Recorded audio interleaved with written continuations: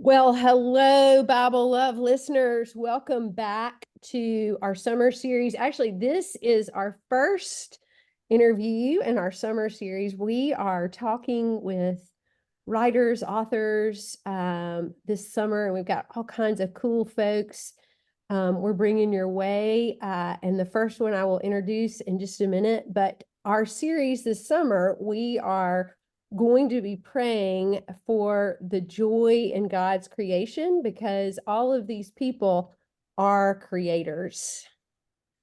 Oh, Heavenly Father, who has filled the world with beauty, open our eyes to behold your gracious hand and all your works, that rejoicing in thy whole creation, we may learn to serve you with gladness. For the sake of him through whom all things were made, Jesus Christ our Lord. Amen.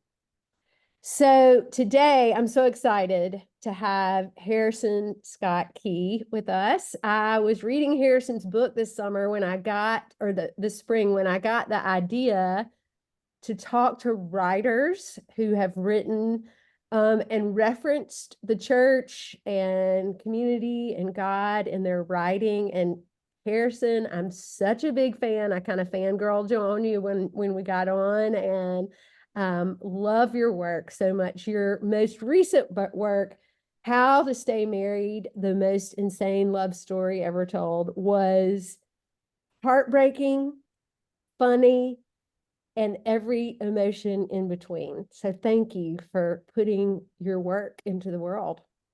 You're welcome. You're so nice. Well, I'm not nice, I'm truthful. So I want to start with this book.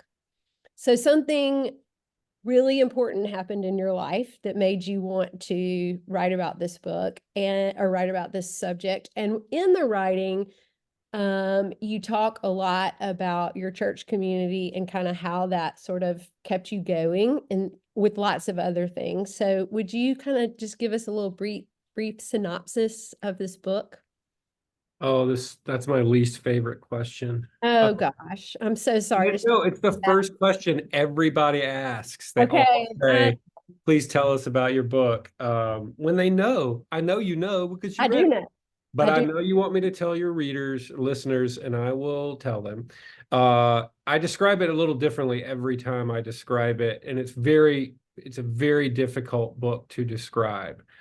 It On the surface, it's called How to Stay Married, and it's a book about my discovery of my wife having an affair and the aftermath of that and what happened. That's not really what it's about. That's what concerns the characters in the story most immediately. The characters being my wife and myself, our pastor, our friends, our children. But it's really, the book is a true crime romance thriller. Yeah. Like every true crime novel, something terrible happens at the beginning, and the terrible thing is I discover that my marriage has been murdered. Yeah, totally. And I had no idea. I thought it was doing fine because I'm an idiot. And I set myself I launch an investigation. What killed my marriage? Is it really dead? Can it come back to life? Who's responsible? What do you do with the information that you learn? Asking questions like that. Uh, how can you have a happy ending when something so terrible happens? Can I make people laugh while reading this story? That's another question I had. And And why would you do. You I, do, oh, Harrison. thank. Why would I, and why would I want to do that? A lot of people ask that too. Why would you want to be funny when writing about something so tragic and awful?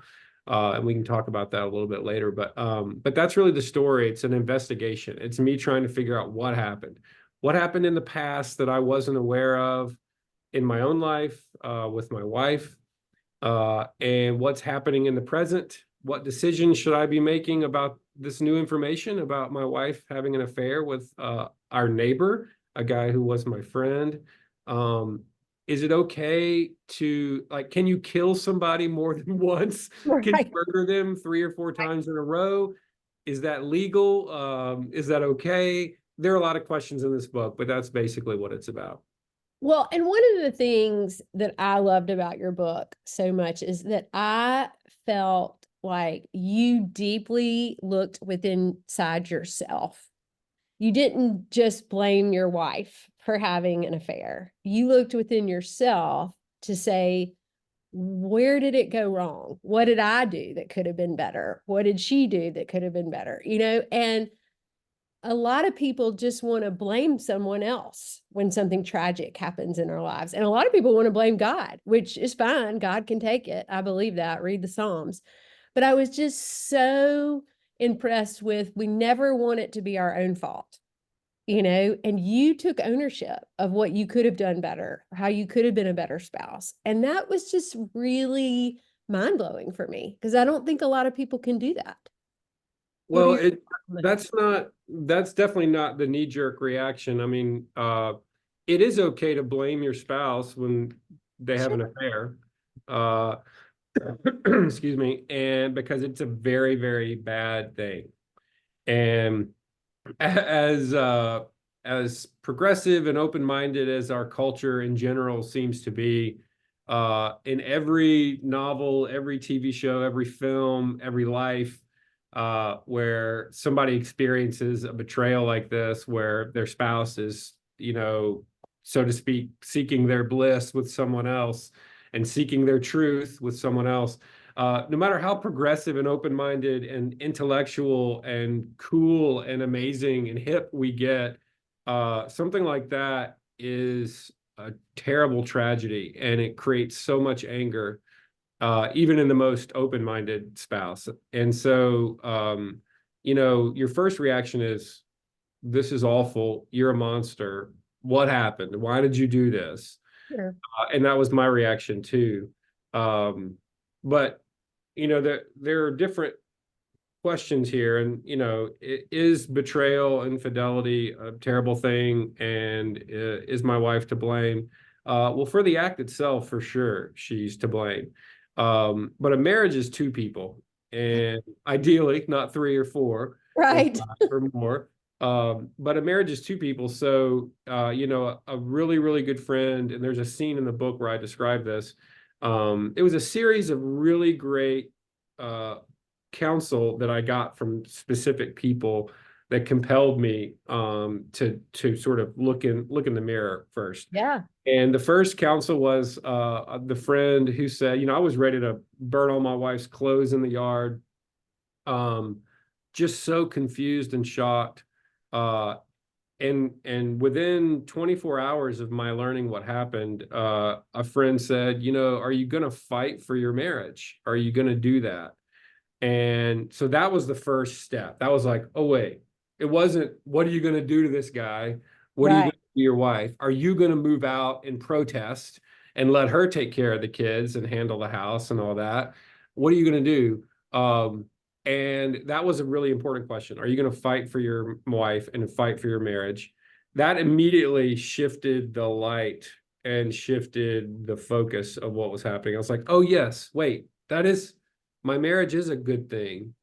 And what would that look like to fight for it? I don't even know. Right. And then a few weeks later, a friend said, when something like this happens, this was a counselor who said this.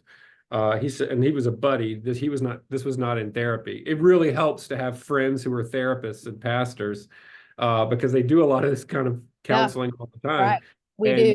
and you get it for free. And he said, in my experience, if a couple recovers from something like this, it's usually because the spouse who was betrayed has to own their part in what happened.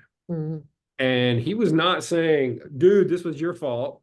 Uh, No. he was not saying, why are you such a bad husband that she would do this? He just said, hey, I'm just telling you, man, the marriages that work out, it's because the person who has the most uh, emotional hurt in this whole thing has to say, maybe this isn't all about them. Maybe it's a little bit about me and what I did wrong too. And so those two questions really put me on a path to going, okay, like growing up in the church, I know, like, you can point out the beam in your neighbor's eye, but you've got, or the speck in your neighbor's eye, and you have the beam and, the 2x4 in your eye. So I knew all this intellectually, this idea, like, yeah, you got to look in the mirror. Yeah, the problem starts with me, yeah, I'm sinful and all that. But it was those questions that really compelled me to go, okay, I need to figure out what happened here, because I knew that regardless of whether we reconciled or not, regardless of whether my wife came home or not, I knew that I would have to figure out who I was in the aftermath of this and what I had done to make my marriage maybe not a really fun place for somebody to be. What Yeah. did I do? And I knew that if I was going to find happiness and joy and come out on the other end in the sunlight, I would have to ask that question. And I just thought that was so vulnerable and brave, and just something that I don't see lots of people do. And your counselor and your pastor were really, really wise to say that. So, okay, my next question I want to ask is, because you do talk about the Bible and church a lot in your book, I feel like the Bible helped you maneuver through some of this. Would you say that's true? Yeah, I looked for wisdom everywhere, and in friends, in the internet. It's hard to find. It's hard to find on the internet, but there's a little out there. Any question I would Google about divorce or infidelity, the first 5,000 hits were all divorce lawyers. Oh, sure. So they have definitely colonized the internet for those questions. Um, but I looked for wisdom everywhere, and definitely my faith and my faith tradition. I grew up in the evangelical church, and I have a lot of degrees, and I'm a writer, and I love books, and so I was reading just about anything I could find, any book about infidelity, not nonfiction books typically, which are not helpful. They tell you all the things that you already know about how to be a good spouse. It's all just kind of surface level. But I read a lot of novels about infidelity. I watched TV shows, trying to understand what would motivate somebody to do that. What kind of environment would they have to be in to be compelled to do that? And so naturally, one of the first places I started was the Bible. I knew that, it really started when, I kind of ran out of things to pray. I got tired of praying, like, dear God, please help my marriage. I don't know what to do. And, help us not to screw up our kids too much in this. I got tired of praying that over and over again. And so I just started praying through the Psalms, where I just say them aloud. And I'm like, David or whoever wrote these obviously was going through a lot of really dark stuff, and a lot of it really applies. David knows how you feel. Yeah, he's a poet, man, and a lot of these psalms were really helpful just to pray through. And then I'm like, I need to read this whole book again. I, studied it and, read it out loud in Sunday school every Sunday growing up, and studied theology in college just for, I didn't major in it, but I studied and did a lot of reading. I'm like, I got to unlearn all this stuff. I just want to read this like a book and see what's helpful here. And so yeah, there's a whole chapter in this new book about my reading through the Bible, trying with fresh eyes, trying to glean not didactic wisdom so much as the story. What are the metaphors talking here? Like, not like, oh, I wasn't looking for what should I have for dinner tomorrow night, Right. or what should I say to my wife when she texts me next. It was more of this book is the most influential work of literature, whether you believe it's divinely inspired or not. It's the most influential work of literature in Western history. And so I thought it's all, it's vast eras and ages of really brilliant people struggling with timeless questions. How do you forgive? How do you do justice and love mercy? Those things are like the opposite. That's like saying be tall, but also be short. Right. Like how do you do that? So I thought if I can read this with fresh eyes in the midst of this terrible season, maybe I can see some things in it that I had missed. And so yeah, I read through the whole Bible. I just like tore through the thing. I didn't, underline stuff like a good, Sunday school teacher. I just read through. I don't underline things in novels usually either. So I just read through the whole thing, and it if I can talk about some of the things that I learned from reading the Bible, and none of this was new, but it hit me in a new way. Um, most of the heroes in the Bible are just terrible people. They They are are. just the worst people. The guy we were just talking about, excuse me, the guy we were talking about, David has an affair and, has a man killed because of it. So he's somebody I wouldn't naturally want to like or listen to in the midst of Right. what I was going through. So that was really comforting to know that the heroes of the Bible were just awful people. And even, the ones who weren't so to speak awful, like Jesus, he was a total weirdo and did What? some really weird, strange things. Like the best argument for his divinity is how weird he was. He was not a normal person. Maybe he was like you and me, and he cried and sweated and died and ate bread for breakfast and stuff, but he was a weirdo. And so reading this it was so comforting to know, like, oh wow, this book, which is the distilled wisdom of thousands of years, they're just as confused about what's going on as I am. And that was really comforting. There are no easy answers in the Bible. And that is not true of Christian nonfiction self-help books. That's All so the true. answers are way too easy in those books. And that helped me because I was so confused about what to do in any given moment. And so I read about love and mercy and forgiveness and your enemies and what does it mean to be a good person? What does it mean to do the right thing? What does it mean to be honorable? All those questions drove my reading. Yeah. One of my favorite things about the Bible is just what you said. There's so much like comfort and like also like everything that happens in the world has happened before and it's all in the Bible. And bad things have happened, whether it's infidelity, whether it's murder, whatever it is, it's all in the Bible. It's like the craziest story ever, So I Yeah, it's couldn't way help too but think graphic for children. exactly. I couldn't help but think of the Bible when I was reading your book, because your book is the craziest love story ever told. Well, the Bible is much like that. It's like a soap opera in so many ways. And so I just appreciated that. Okay, I want to ask you two more things. The first is, because you talk about your church, tell me about your community of your church and like how that helps support you, not only in this situation, but you've also written about your father, you've written about your life of becoming somewhat well known in your other books. Like, how has your church community been important to you and your family? Will, in this How to Stay Married book, they were very, you know, well, let me back up.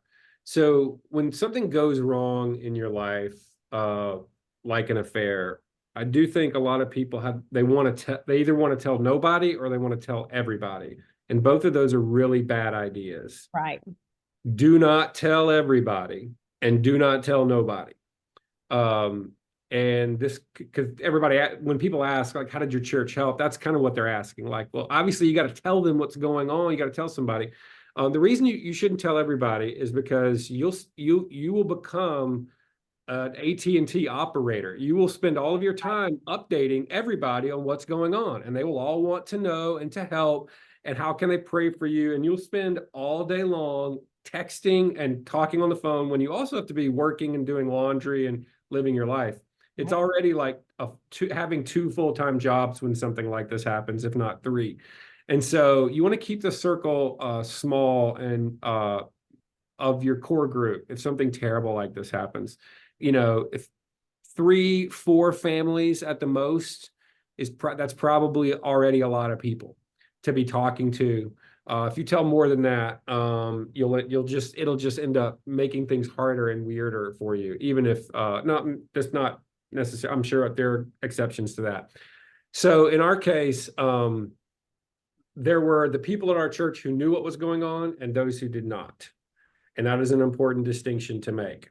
So for the people who did know, that was our pastor, who's like, I don't know, he's like 10 years younger than me, and he plays bass in my band, and we're No, good. I love that. That's awesome. He is not a normal pastor, but a very cool I guy. hope somebody asked me to play bass in their band. That would make me so happy. Sometimes he wears his collar too, which is I so never wear my collar. People are like, "Are you sure you're a it priest?" I'm freaks like, people out at the bar when he's playing yeah, bass and that's stuff. so cool. I love it. But there were a small handful of families that we told for help, because we need, you have to get it off your chest. You have to talk, and you need counseling. So those people did, they were checking in with me every day. One of these guys is a very anxious person and struggles with anxiety. Very wise, very loving. He's just the awesomest guy, but he struggles with anxiety. So his concern was like, don't hurt yourself. Don't do anything, Whereas another one of the guys, it was more like, he said, don't have sex with your secretary, whatever you do. And I say that in the book. The good news is that I don't have a secretary. The bad news is I probably would have tried to have sex with any Right. secretary at the time, because you're so lonely when you're going through something like that. So they helped in very specific ways of just checking in, inviting when my wife left, and I was a single parent of 3 young daughters, inviting us over for dinner quite a lot, because it's hard to cook when you're, Yeah. working a full-time job and you're, doing all these other things. And so they helped in very specific, immediate ways. The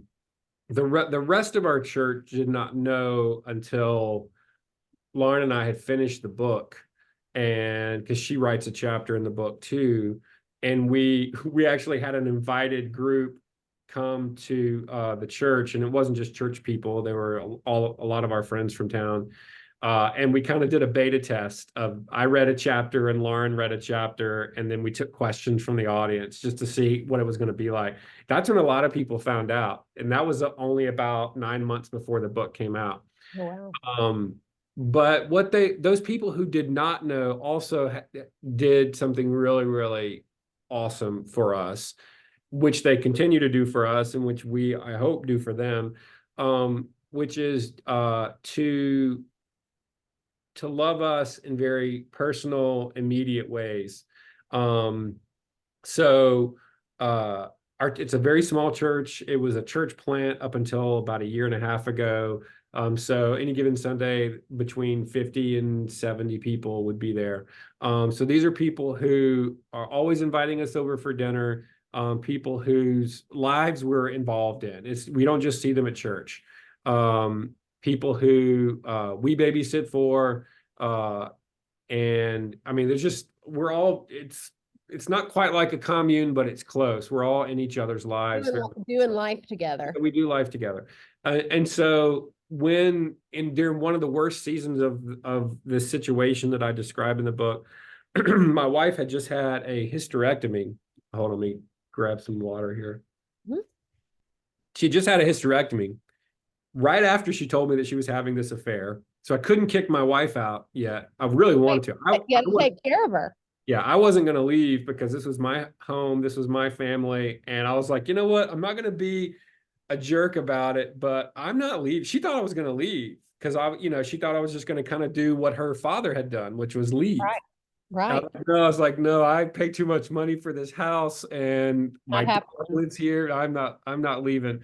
That's another bit of advice for people listening who go through something terrible like this. Sometimes when you do like the honorable thing, it so confuses people around you. My wife was so confused when I said, I'm not leaving. And she was like, well, I'm not leaving. I've got to have this surgery. And I'm like, well, that's cool. I guess I'll sleep in the office. It's fine, but I'm not leaving. And she was so confused by that. So she's recovering from this hysterectomy. while I'm reeling from this information and also taking care of her and getting her meds to her. She couldn't hardly walk for a week.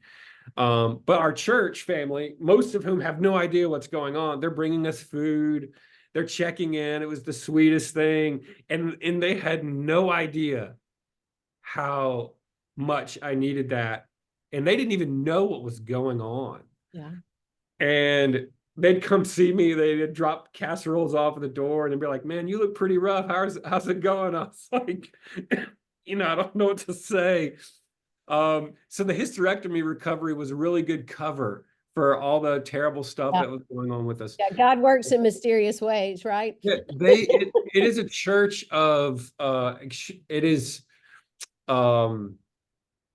we've had some terrible things happen to couples and families in that church, and we've just been together. The church has just been together now for about 6 or 7 years. We've seen some terrible things happen, but it's a church where people can hug each other and it's not weird. It is the weirdest little church. Oh, I love that. It is the music. I play drums in the church band, and the music is like, one day it's like bluegrass and old like bluegrassy "Oh Brother Where Art Thou" hymns, and then the next Sunday it's like Hillsong. It's the weirdest, most random Johnny Cash sounding church band you've ever heard, but it's weird. It's just an honest place. When guys are struggling, they call other guys in the church, and I probably 80% of us are in therapy. We're one of the older couples. I'm 48. There are 3 or 4 couples older than me, but it is a church that's at just the right place where therapy is not weird. It can be for older generations. Therapy is a weird thing for boomers and a lot of older Gen Xers. But it's just a very open, honest place where you can cry. It's not performatively emotional or emotive. It's a place where, like, there was a baptism last week, and the baby. So there were 2 women who were pregnant at the same time, and one of them lost the baby and one did not. And both of the babies were due to be born basically on the same day. So, fast forward like a year and the baby's getting baptized, and you could see the couple who lost the baby were bawling. Of course. Like, and not in a showy way, but like it was rough. Of They're course. bawling. So like, some people just sat with them and just like put their arms around them. And like that, both of those things can happen at once, to celebrate this new life and to be with this couple in their sorrow. And you can see that kind of thing happening every Sunday. It's very magical and mystical. And I know that most churches aren't blessed enough, that I've been a part of, to experience that. And ours, we may not be in this season forever, but it's pretty special to be there. It sounds like a place I want to go worship. It sounds amazing. I love the mystical. I love the mystery. I love all of that. And it sounds so supportive. And I'm so thankful that you talked about that. Here's the thing I want to tell you, because you said, I hope we do that for others.